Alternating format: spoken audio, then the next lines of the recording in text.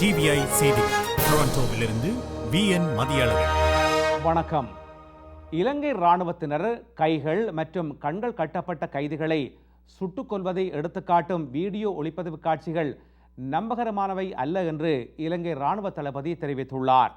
இந்த வாரம் வெளியான 5 நிமிடம் 25 வினாடிகள் செல்லும் ஒளிப்பதிவு காட்சிகள் உண்மையானவை, யுத்தகால குற்றச்செயல் விசாரணைகளை ஆரம்பிக்க போதிய ஆதாரம் அளிப்பவை என ஐக்கிய நாடுகள் நிபுணர் கிறிஸ்டோப் ஹெய்ன்ஸ் நேற்று தெரிவித்தார்.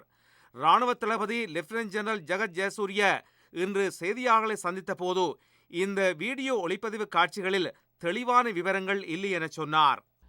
2G ஸ்பெக்ட்ரம் பில்லியன் கணக்கான ரூபாய் மோசடியில் மத்திய புடவைத்துறை அமைச்சர் டேனதி மாறன் சம்பந்தப்பட்டிருப்பதாக வெளியான தகவல்களை அடுத்து பாரதிய ஜனதா கட்சி அவரை வெகுவாக சாடியிருக்கிறது.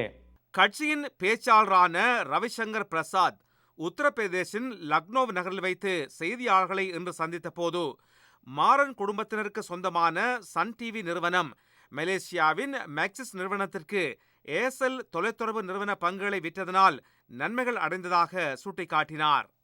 ஜெர்மனியில் ஈகோலாய் நோய் பரம்பலுக்கு ஒரு புதிய வகை பாக்டீரியாவே காரணம் என உலக சுகாதார நிறுவனம் கூறியிருக்கிறது.